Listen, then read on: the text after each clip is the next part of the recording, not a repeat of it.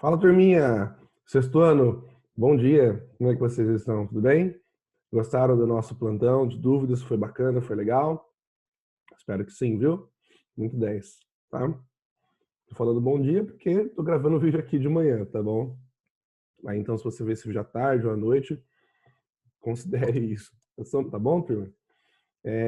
Não sei quem participou da live, isso aqui foi um acidente que eu sofri, tá, pessoal? Um machucadinho aqui, mas já tá cicatrizando já, tá normal, tá? Não reparem, eu tô bem, certo? Bom, pessoal, na aula de hoje eu vou fazer a correção da prova com vocês, tá? Foi a nossa primeira prova de literatura, redação, então acho muito bacana vocês verem assim como é que eu gosto de trabalhar, tem interpretação de texto, ok? Então, nessa aula, vamos fazer essa correção aí. Quem quiser, anota no fichário, algumas dúvidas que teve durante a prova, eu acho importante, certo? Então vamos lá, pessoal, deixa eu só... Bom, aqui está a prova de vocês, certo? Vamos fazer passo a passo, então.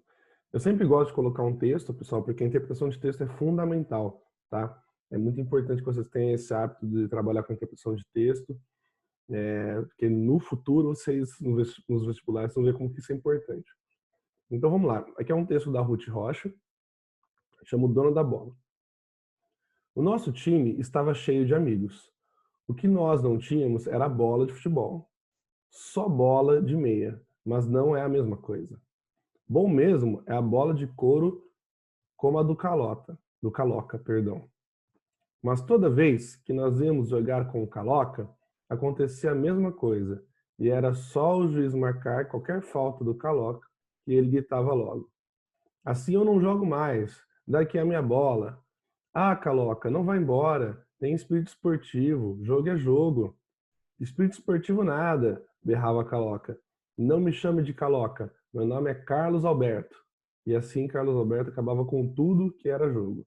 Ou seja, ele ficava nervoso quando marcava falta dele, alguma coisa assim, quando ele não gostava de perder, né? E aí ele ficava nervoso e com a bola era dele ele acabava com o jogo. Falava que ia embora, levava a bola. A coisa começou a complicar mesmo quando resolvemos entrar no campeonato do nosso bairro. Nós precisávamos treinar com a bola de verdade para não estranhar na hora do jogo. Mas os treinos nunca chegavam ao fim. Carlos Alberto estava sempre procurando encrenca. Se o Beto jogar de centroavante, eu não jogo. Se eu não for o capitão do time, vou embora. Se o treino for muito cedo, eu não trago a bola. E quando não se fazia o que ele queria, já sabe, levava a bola embora e adeus, treino. Catapimba, que era o secretário do clube, resolveu fazer uma reunião. Esta reunião é para resolver o caso do Carlos Alberto. Cada vez que ele se zanga, carrega a bola e acaba com o treino. Carlos Alberto pulou vermelhinho de raiva. A bola é minha, eu carrego quantas vezes eu quiser. Pois é isso mesmo, disse o Beto, zangado. É por isso que nós não vamos ganhar campeonato nenhum. Pois, azar de vocês, eu não jogo mais nessa droga de time, que nem bola tem. E Caloca saiu pisando duro, com a bola debaixo do braço. Aí, Carlos Alberto resolveu jogar bola sozinho. Nós passávamos pela casa dele e víamos ele bater a bola com a parede.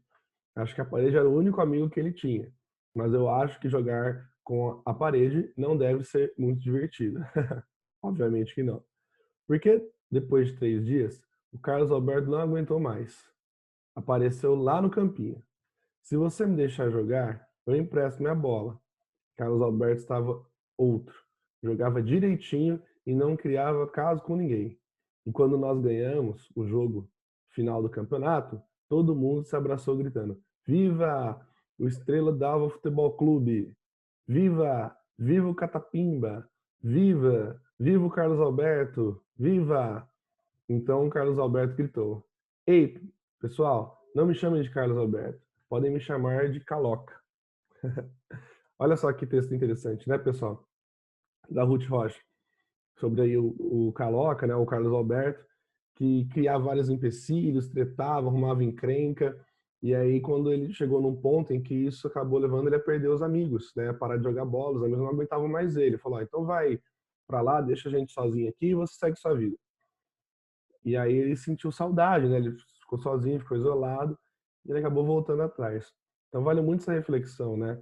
De que a gente tem que colaborar, ajudar os próximos, né? Participar, não tem que ser egoísta, né? Aqui é um pouco de lição sobre egoísmo também, certo? Primeira pergunta. Quem é o personagem principal, protagonista da história? Muito fácil, né, pessoal? O personagem principal aqui é o Carlos Alberto, né? O Caloca, ele é o fruto, né, das atenções ali. Então, Carlos Alberto ou Caloca. Que tipo de narrador a história apresenta? Pessoal, esse texto aqui, ele tem um narrador personagem, em primeira pessoa, que participa, né, da situação. Professor, como que o senhor identifica isso? Logo no começo aqui você vê, ó, o nosso time estava cheio de amigos, ou seja, nosso, né, que é o narrador em primeira pessoa no plural, certo? Então ele está participando aqui, ele está narrando a situação, ele participa do time, ok? Qual era a finalidade da reunião que Catapimba, o secretário do time, resolveu fazer? Eles queriam decidir a questão da bola, né, do Carlos Alberto, desses conflitos e tudo mais, tá bom? Tem aqui na passagem, exatamente aqui, ó, o Catapimba, que era o secretário do Clube, resolveu tratar esses assuntos aqui, tá? Bem tranquilo, né, pessoal? Vamos no número 2. Existem 3 tipos de narradores para o texto narrativo. Descreva as características de cada um deles. Narrador personagem, como é o do texto, ele apenas narra a história, tá? Ele está em primeira pessoa, pode ser tanto no plural quanto no singular. Então ele participa da história, ele está envolvido na história, ele tem que estar presente ali, tá? Ele está envolvido. O narrador observador, pessoal, é aquele que só narra. Ele geralmente está em terceira pessoa, pode ser no plural ou singular, ele não participa da história, não tem envolvimento nenhum com a história. E o narrador onisciente é aquele que é meio uma junção dos dois. Ele pode ser tanto personagem quanto observador, ele sabe de tudo que acontece na história, ele quebra a quarta parede, ele às vezes conversa com o leitor, sabe? O narrador é mais abrangente assim. E aqui, pessoal, preciso falar uma coisa muito importante. Quando tem texto, as questões geralmente relacionadas a textos, elas são aqui, ó, A, B, C, D. Então aqui, a partir daqui, a não ser que eu cite o texto novamente, nenhuma das questões aqui são relacionadas ao texto, ok? Acabou o texto. Terminou aqui na questão C. A partir daqui são outras questões que não têm nada a ver com o texto. A não ser que eu coloque aqui, volte ao texto da Ruth Rocha, e aí você vai lá ler de novamente, entendeu? Falo isso porque teve alguns alunos que confundiram as coisas aí e acharam que todas as questões tinham a ver com o texto. Não é assim. 3. Comente as características de onde é comum encontrarmos a utilização da linguagem formal e informal. Isso é muito importante, pessoal, porque tem a ver com variantes linguísticas, tá? Linguagem formal, pessoal, é comum a gente encontrar onde? Em reuniões escolares, pedagógicas, entrevistas de emprego, jornais, revistas, enfim, a gente tem um âmbito aí bem comum para encontrarmos a linguagem formal. E a linguagem informal entre amigos, colegas, até mesmo familiares, enfim, coisas, no churrasco, né, você vai encontrar uma linguagem mais informal. Importante é isso que você aplique, utilize, né? Uma, um blog, sabe, jovem, até mesmo uma história em quadrinhos, você vai encontrar uma linguagem mais informal, tá? É aqui. E essas características, quais são? A linguagem formal, uma linguagem mais popular, de gírias, não segue tantas regras gramaticais, não tem tanto conceito. E a linguagem formal já é uma norma mais culta, uma norma padrão, sem utilização de gírias, um vocabulário mais pertinente, tá? Para determinada situação. Isso é muito importante, pessoal. Não é que tem que tomar muito cuidado com isso. Linguagem formal não é uma linguagem errada. Não existe erro aqui. O que existe é saber utilizar em cada uma delas. Você não vai chegar numa entrevista de emprego, numa reunião com o professor, com o diretor da escola, falando, então, velho, eu não sei o que aconteceu. Não vai falar assim. Então tem que saber aplicar a linguagem em determinada situação. Sacaram? Isso que é importante. 4. Comente o que seria o clímax no texto narrativo e qual sua importância para a história.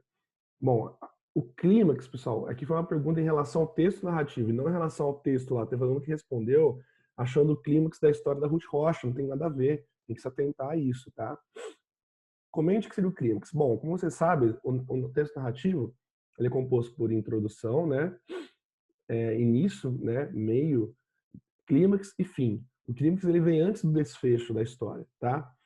E o clímax ele é o ápice, ele é o momento mais importante, é quando a trama é revelada. Ele vem antes do fim ali, então imagina que tem uma história de investigação, né, de um assassino, alguma coisa assim. E aí antes do final, desvenda-se quem é o assassino, né? E aí tem o desfecho da história. O clímax é esse momento, tá?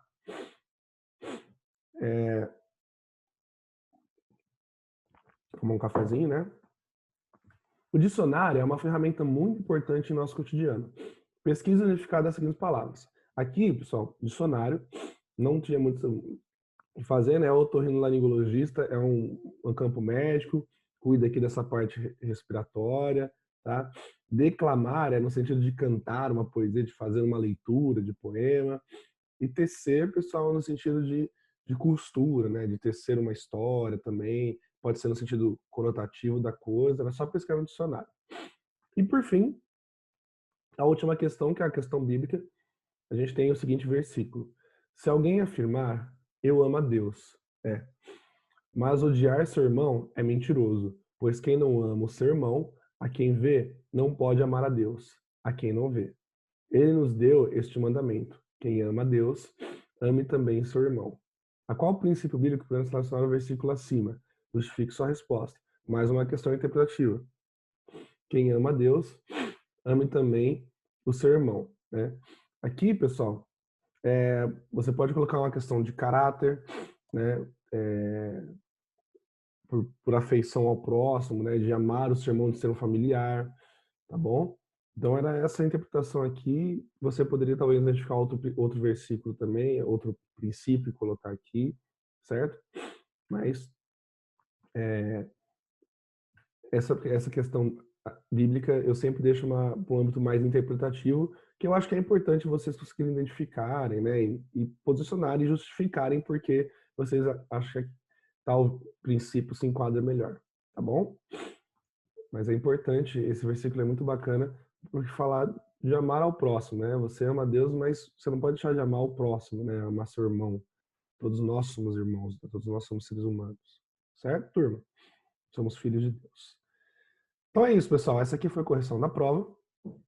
Tá? A primeira provinha de vocês aí do, do bimestre, ok? As notas já estão lançadas, beleza? Então é isso, turma. Tá? Encerramos por hoje. Se cuidem, eu sempre gosto de fazer correção da prova, eu acho importante, tá? Fiquem com Deus.